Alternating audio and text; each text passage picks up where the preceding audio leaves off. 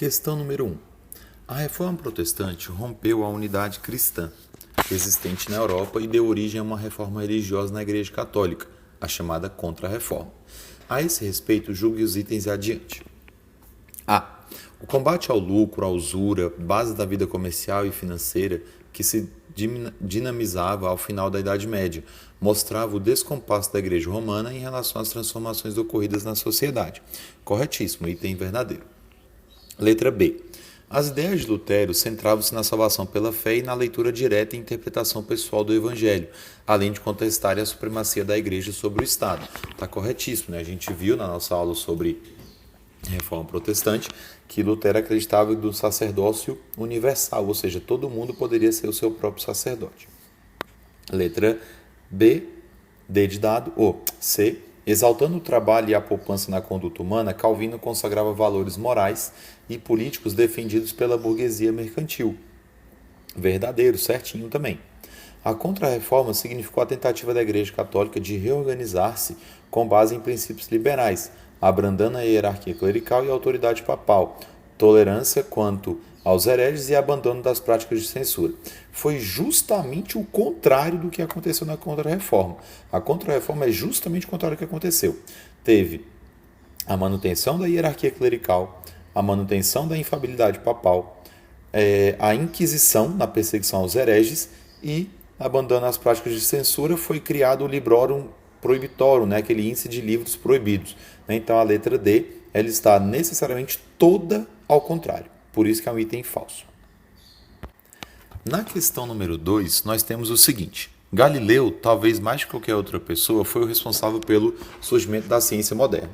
O famoso conflito com a Igreja Católica se demonstrou fundamental para a sua filosofia. É dele a argumentação pioneira de que o homem pode ter expectativas de compreensão no funcionamento do universo e que pode atingi-la através da observação do mundo real. O famoso conflito com a Igreja Católica a que se refere o autor corresponde, letra A, a decisão de Galileu de seguir as ideias da Reforma Protestante, favoráveis ao desenvolvimento das ciências modernas. Não tem nada a ver, na biografia do Galileu não fala nada sobre isso, o texto sobre ele também não fala nada sobre essa ideia do Galileu de aderir à Reforma Protestante. Letra B. Ao julgamento de Galileu pela Inquisição, obrigando-o a renunciar publicamente às ideias de Copérnico. Corretíssimo. Então a resposta da questão número 2 é a letra B. Letra C. A oposição de Galileu de combater a autoridade política do Papa e a venda de indulgências pela Igreja. O texto não fala nada sobre isso. Letra D. A crítica de Galileu à livre interpretação da Bíblia, o racionalismo moderno e a observação da natureza. O Galileu ele vai falar sobre a ideia da observação da natureza, nada a ver com essa questão da livre interpretação da Bíblia. E letra E. A defesa da superioridade da cultura grega da Antiguidade Clássica, feita por Galileu, sobre os princípios da ciência natural. Está equivocado. Galileu vai falar dessa ideia da ciência natural, da observação do mundo, certo? Por isso que a resposta letra E está errada. O certo seria a letra B. Na questão número 3, nós temos o seguinte texto.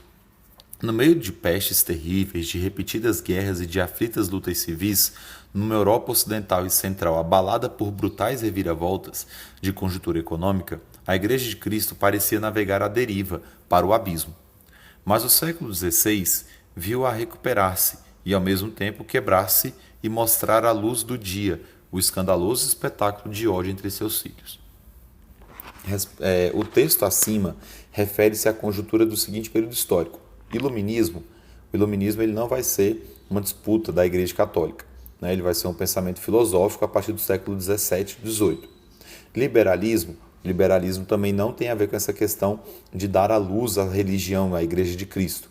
Letra C, reforma religiosa, corretíssimo.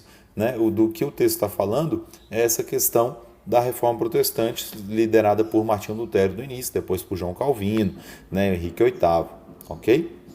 E a letra C, Revolução Filosófica e Científica, tá mais para Renascimento e Iluminismo do que para Reforma Religiosa, ok? Na questão número 4, nós temos uma questão do NB Paz de 2015. O contexto de afirmações dos Estados Nacionais modernos de que Maquiavel seria intérprete primoroso é o de importantes rupturas da história europeia. No campo da religião, por exemplo, rompe-se a unidade da cristandade, fato que também terá repercussões políticas e econômicas. No que se refere à reforma protestante e à reação católica, assinale a opção correta. Letra A. A reforma protestante iniciou-se na Suíça com Calvino, um líder religioso tolerante e aberto ao diálogo. Está equivocadíssimo. Primeiro que a reforma protestante vai se iniciar na Alemanha com Martinho Lutero e João Calvino não era nada tolerante, certo? Tanto é que as suas manifestações religiosas na Suíça foram bem rigorosas. Letra B. Mais que líder religioso reformador, Lutero envolveu-se em lutas revolucionárias ao lado dos camponeses alemães em luta contra os príncipes. Está equivocado. Lutero ele foi um líder religioso reformador, mas ele não se envolveu de forma direta nessas lutas revolucionárias. Letra C.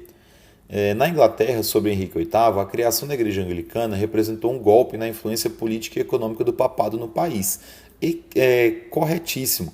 Tudo que a gente viu nas aulas sobre reforma protestante, quando nós vimos que na Inglaterra foi muito além do que essa reforma religiosa, foi mais uma reforma política, sobretudo com o ato de supremacia assinado, né, para Henrique VIII, a gente viu que a Igreja Anglicana manteve sua estrutura clerical, né, e manteve-se grande parte do ideal católico doutrinário.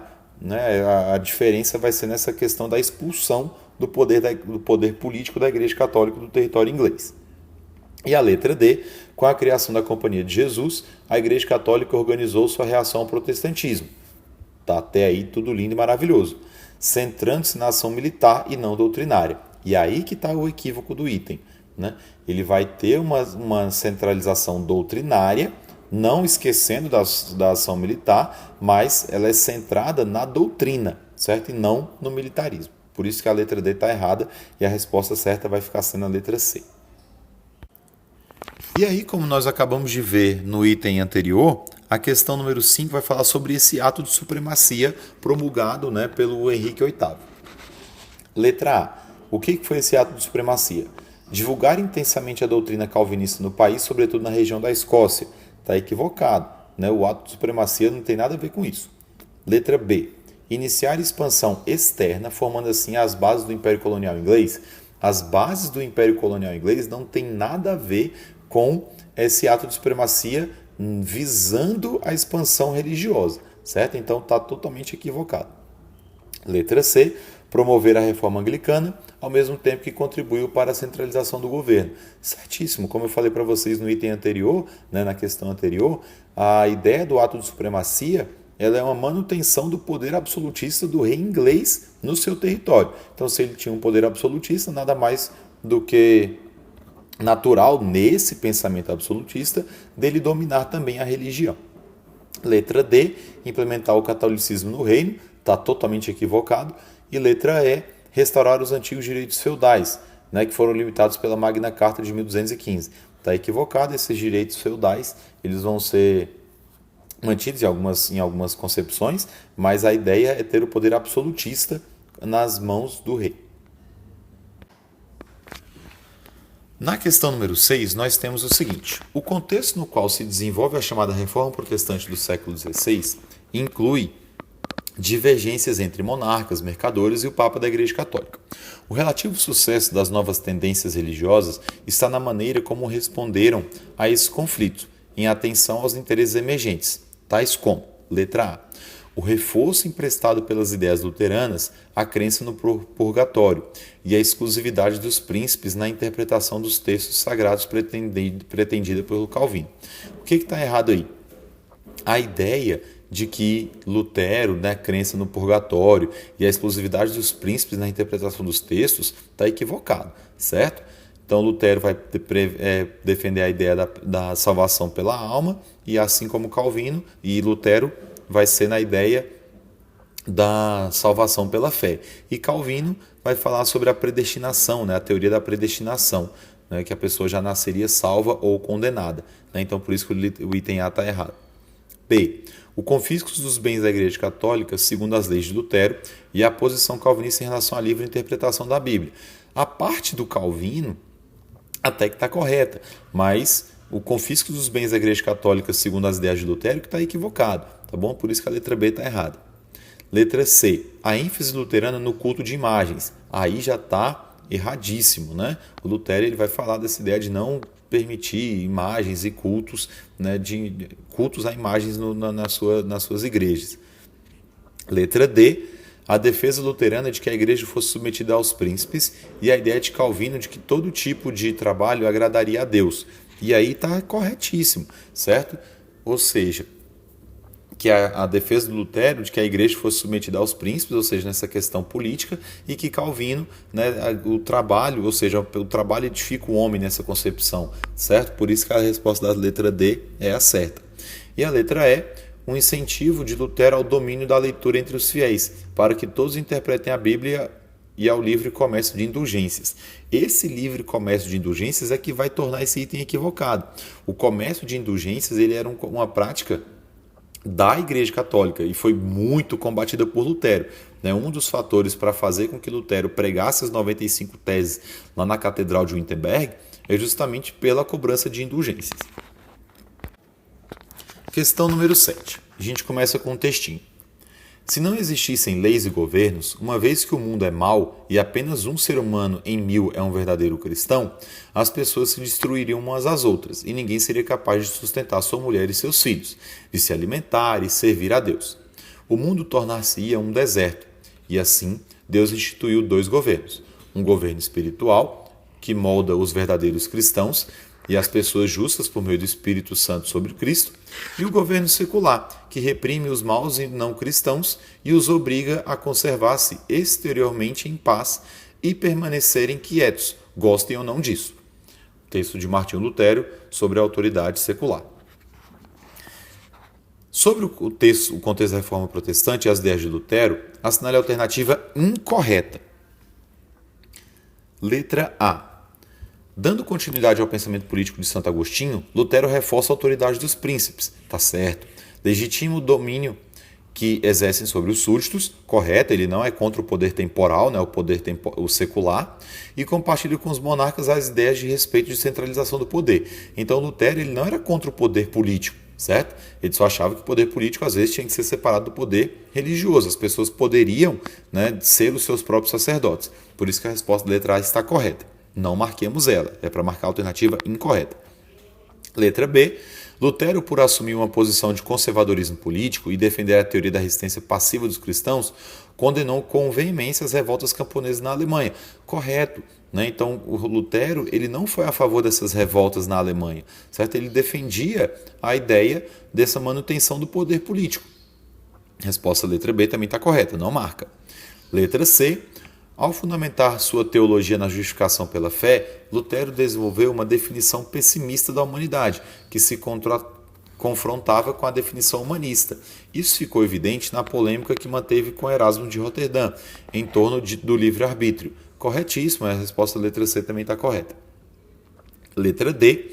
Apesar de se colocarem em campos teológicos e doutrinários completamente opostos, a Reforma Protestante e a Reforma Católica tinham como objetivo comum responder às demandas espirituais da época e aplacar as inquietações da consciência cristã.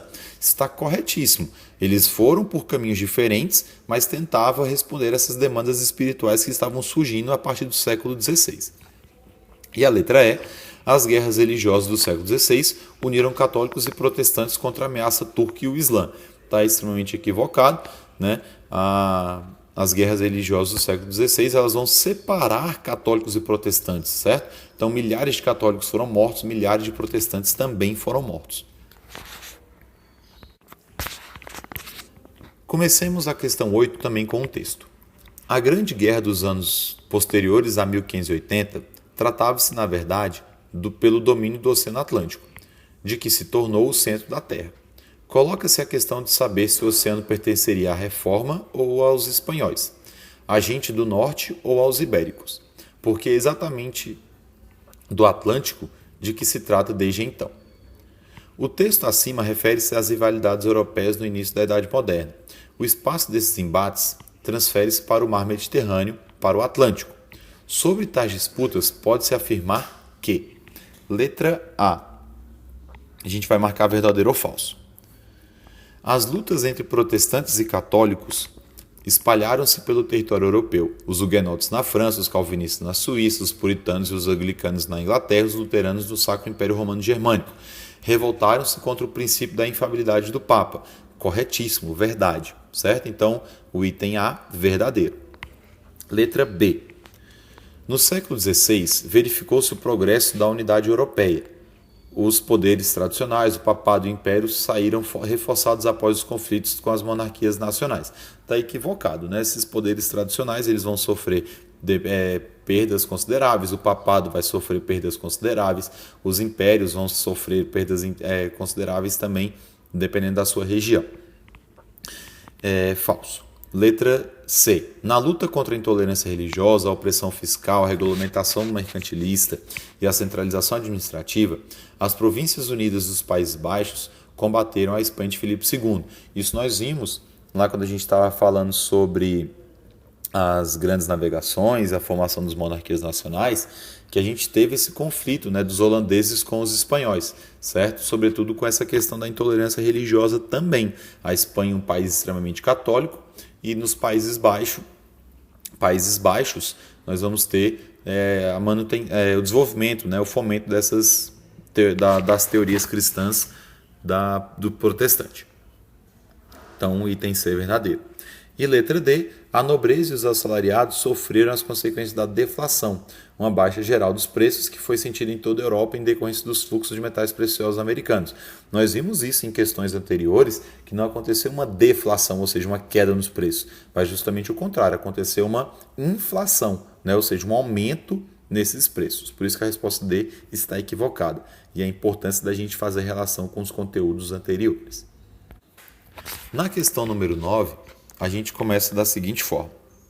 Sobre os elementos que caracterizam a Reforma Católica, também conhecida como Contra-Reforma, ocorrida no século XVI, é correto afirmar que: letra A. A aproximação dos líderes da Reforma Religiosa, especialmente Thomas Müntzer, que defendia uma igreja renovada e mais próxima do povo. Está equivocado, certo? A Reforma Religiosa, apesar de tentar trazer umas novas concepções espirituais, não vai estar tão próxima do povo assim. Isso vai acontecer somente no Concílio Vaticano II, já no século XX. Letra B. A criação da Companhia de Jesus, o estabelecimento do Tribunal do Santo Ofício e a criação de uma lista de livros proibidos, chamados Index Librorum Prohibitorum. É exatamente isso. A letra B ela sintetiza o que significa contra-reforma.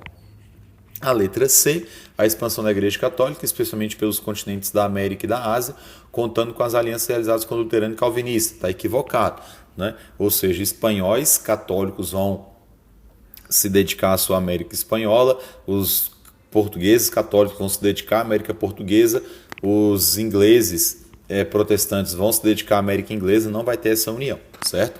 Por isso que a C está errada. Letra D. A partir do Concílio de Trento foi definido que a Igreja Católica mudaria as suas ações. Até aí, nada de errado. Aproximando-se da população e abandonando as antigas práticas, como as realizadas pela Inquisição. Está equivocado. A gente já viu que o Concílio de Trento, ele vai, de fato, trazer de volta esse Tribunal do Santo Ofício, essa Inquisição. Letra E. A expansão do catolicismo pelo Novo Mundo, descoberto pelos ibéricos, até aí está bonitinho. Reforçando um dos princípios da Igreja Católica renovada com o Concílio de Trento, a predestinação. Está equivocado. A predestinação ela é um conceito calvinista, certo? Para a Igreja Católica, a salvação ela é feita pela fé e pelas boas obras, sendo que essas boas obras são as práticas sacramentais dentro da Igreja Católica. E aí nós temos na última questão, na questão número 10, o seguinte texto.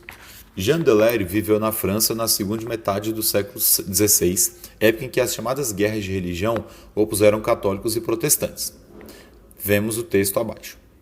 Desde que os canhões começaram a atirar sobre nós com maior frequência, tornou-se necessário que todos dormissem nas casernas.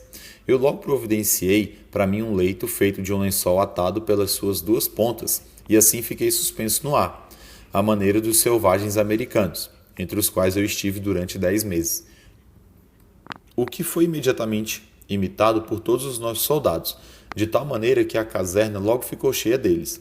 Aqueles que dormiam assim puderam confirmar o quanto esta maneira é apropriada, tanto para evitar os vermes quanto para nos manter nossas roupas limpas. Nesse texto, nós podemos interpretar o quê? Letra A. Despreza a cultura e rejeita o patrimônio dos indígenas americanos. Está equivocado. Né? Ele estava repassando, né, essa questão da cultura, né, de dormir tecnicamente, como a gente chama hoje de rede. Letra B. Revela constrangido por ter recorrido ao invento de selvagens. Não, ele não fala desse constrangimento. Ele fica até, né, feliz pelos outros terem copiado isso, né, evitam que eles peguem vermes, que se mantenham limpos. Letra C. Reconhece a superioridade das sociedades indígenas. Está equivocado, ele não fala dessa superioridade, ele só fala que essa questão de dormir, né, nessas redes era melhor. Letra D. Valoriza o patrimônio cultural dos indígenas americanos, adaptando-se às suas necessidades. Corretíssimo, letra D, certinho. E valoriza os costumes dos indígenas americanos, porque eles também eram perseguidos pelos católicos. Está equivocado, né? Não tem nada a ver. Eles eram perseguidos? Eles não eram perseguidos, eles eram obrigados a se tornarem católicos. É um contexto diferente, apesar de sofrerem da mesma forma, mas o contexto é diferente, certo? Então é isso, deixem suas dúvidas aqui nos comentários.